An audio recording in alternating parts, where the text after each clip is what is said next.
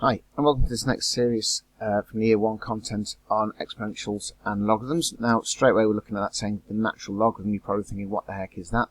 Let's not worry about that just at the moment. What I'm going to focus on is that first bullet point there, which is to recognise and sketch exponential functions. And we'll worry about the stuff that's kind of down here, the natural logarithm and that e thing later on. Okay, so all I want to really do in this video is just have a look at what the sketch of an exponential function looks like. So let's start off by thinking a little bit about what exponential actually means, and it is just a posh word for powers. So we're really talking about curves that can be in the form, like say for example y equals 2 to the power x, 3 to the power x, and so on. The generalized version up here, y equals a to the power x, where a is just some number, and we'll have a look later at the impact of what changing that value of a does. These things are incredibly useful. Two simple examples might be, the rate at which a graph spreads in biology. We've heard a lot recently about exponential growth if we're talking about coronavirus, for example, or if you're talking about kind of the depreciation of an asset. In economics, you'll have seen simple examples where, kind of depreciation in car prices or increase in house prices, that kind of things. These things are all exponential curves. So these things are incredibly useful in modelling the world around us. So let's just have a little look at what's going on with an exponential curve. So what we've got here, plot the curve y equals 2 to the power x. So let's just go back to a table of values and have a little think about what's going to happen. And the easy bits to start off with are the positive values of x. And so when x equals 1, y equals 2 to the power 1, which is 2. When x equals 2, y equals 2 squared, that's 4. And so on. So we've got 2 cubed, 8, 2 to the power 4, 16. All reasonably straightforward. So a little think now about what happens with when x is 0. So we've got 2 to the power 0, which hopefully we know is just 1. Another one interesting bit is what happens with negative powers of x. So if I had, for example, x to the power minus 1, what that's going to give me is 2 to the power minus 1, which is 1 over 2 or a half. So we get the blue points that I've put down on my graph here. And when x equals minus 2, I'm now getting that, a quarter, and so on. So what I'm getting is increasingly small values, but the interesting thing to note is although they're getting increasingly small, they're getting closer and closer to 0, but at no point are they going to actually touch the x-axis.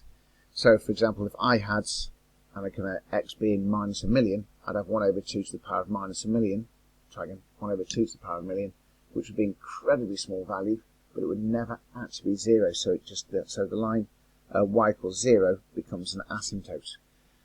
And so what you notice is we're never going to have this curve going below the x-axis. So that's our standard shape rail curve, y equals 2 to the power x.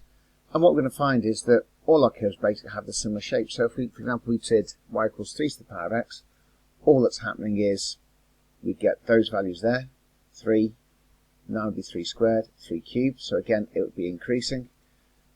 And for x equals 0, the y value is still 1 because we've got 3 to the power of 0, so that's exactly the same as the 2 to the power x curve. And for negative values of x, we've now got those values, and so the shape is basically exactly the same as we had before, but particularly for the positive values of x, these values, it's increasing a lot more quickly. And again, the negative values of x is getting closer and closer to 0 without ever actually being 0 as these fractions become increasingly small in value. So it really doesn't matter what base you have, you are going to get a curve that's got the shape of the two that we're looking at on the screen at the moment.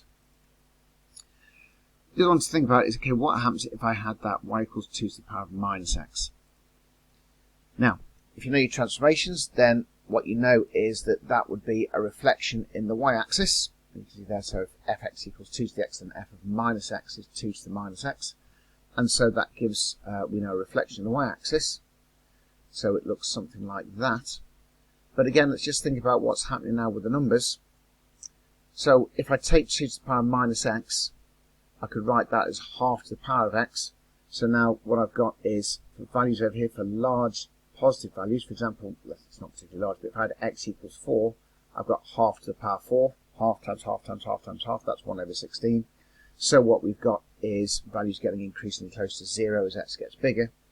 And on the negative side over here, if I had, for example, x to the power of minus 4, that then translates back into half to the power minus 4, which is 2 to the power 4, which is 16, and so we're getting increasing values on this side. So what we've got is our functions kind of looking like that. So I've got 2 to the minus x, 3 to the minus x, 2 to the x, 3 to the x. Basically exactly the same shape curves, but the ones with the minuses are just reflections of the ones with the positive x values. Right, so in general terms, if we've got f of x equals a to the power x, key thing to note when you're sketching this will be absolutely vital. Point 0, 1 down here is on all of the graphs because regardless of the value of a to the power 0 will be 1. So that's absolutely key when you're asked to sketch these graphs and understand the shape of them. That will be expected. If we've got a to the power x, it's always going to be greater than 0. You can never have any value of x such that that thing becomes negative. Just take a moment just to think that one through. So we've always got graph always above the x-axis. And if I've got my value of a bigger than 1, then a to the power of x will tend to 0 as x tends to minus infinity. So that's all this stuff down here. Now, if we've got a between 0 and 1, that's almost like, for example, we had on the previous screen, y equals half to the power x. Those versus these ones over here, imagine this graph here, y equals 2 to the minus x. If I wrote that as half to the power of x, then that's what I'm talking about with this statement here. And so that's why it's getting close to 0 as x tends to positive infinity. And it's worth noting, the little point in red there, if a was actually 1, then you'd have just the line y equals 1 because 1 squared, 1 cubed, 1 to the power 4, 1 to the power 5, doesn't matter, that would always just have a value of 1. So there we go, so that's your shape of your curves. And I'm saying if a is greater than 1, then y equals a to the power of x has got a positive gradient. And if it's between 0 and 1, excuse me, then we've got a negative gradient. If a is greater than 1, then we're talking about exponential growth. The values are getting bigger. If a is between 0 and 1, then we can model it as exponential decay, i.e. the values are getting less over time. Right, so if we're looking at how we sketch these things, it's simply a case of just thinking primarily about transformations. So what we've got is a positive exponential there with these characteristics. So this is your basic shape I'm just talking about. Those are all the things I've mentioned in the previous slides. And for a negative exponential, you've got those ones. And I've gone very quickly through those because I've pretty much talked through all of the things on that slide in the previous slide. And the final thing to note, I have mentioned previously, is the graph on the left, the red one, is for values of a where a is greater than 1. The blue one on the right, although we've got this written as y equals a to the minus x, we could also write this, for example, as y equals half to the power of x, in which case what you've got is this line here, y equals a to the x, but you've got values of a between 0 and 1, which is the exact same graph as y equals a to the minus x.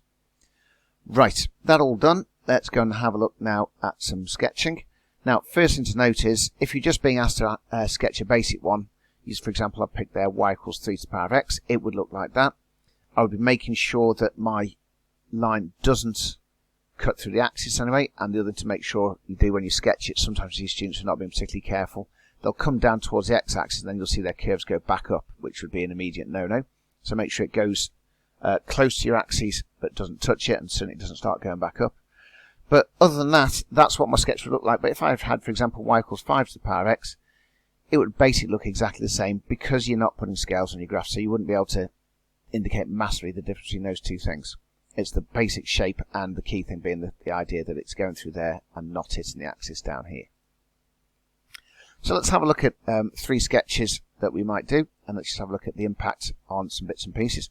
So I'm going to deal with these in a kind of transformations type of way because I think that's the easiest way to deal with it. So I'm going to start off, there is y equals 2 to the power of x, and essentially what's happening is this 3 at the front here is just a stretch in the y direction, and the way we're going to indicate that is that we're going to indicate it via our use of our y-intercept, because essentially that's what's going to happen. Because now our point where it crosses the x-axis is 0, 2 to the power of 0 is 1, which was originally this point here. Now we're times it by 3, so we've got a point here. So the sketch basically looks the same, but we're showing we understand what's going on by we're indicating that change of y-intercept. Let's do this one in 2 stages. So what I'm going to do initially with this one is start off with my y equals 3 to the power x. I'm then going to deal with the takeaway bit, because we know that is a reflection in the x-axis.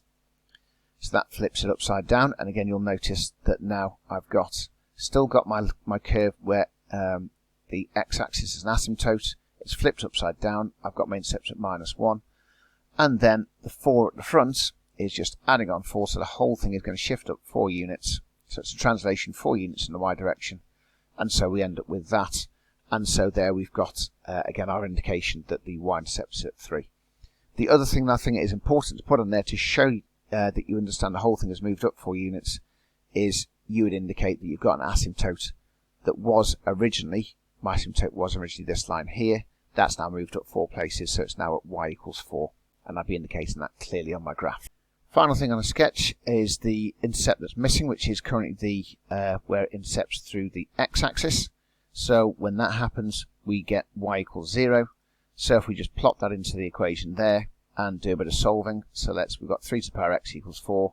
Now using our log laws, we've got x equals log to the base 3 of 4. And again, I wouldn't be writing that as a decimal. It's quite okay just to leave it as an exact value, which would be, as I say, log to the base 3 of 4.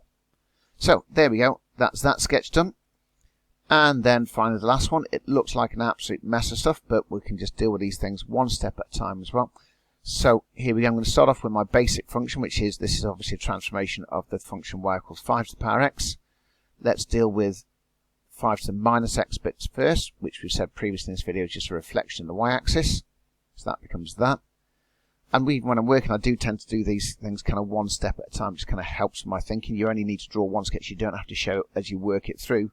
But I like to draw kind of the sketch one bit at a time. And so that's how I get to my final point. Right, we've dealt with that bit. Now let's deal with the half part. So that's a stretch scale factor half in the y direction. So that's just going to have the impact of just moving that y-intercept down. So that's now at half. And then we've got to shift the whole thing down 6. That's the -6 bit. And so there we go. Moving down 6, we've gone from half. Now our intercept's at -5.5. Again, I'm going to indicate that downward shift because we've now got an asymptote at y equals -6. And the other thing to put on, again, is our x-intercept. And we can use the same process as before. And we end up with our value there, minus log to the base 5 of 12. There we go. So there's kind of all your sketching with your exponential curves all done. They do tend to be more simple than that. What you'll normally find is you'll end up with just a kind of can you sketch the curve y equals 2 to the x. But if you do have to do transformations with these or more complex stuff, you've now got the skills to be able to do that.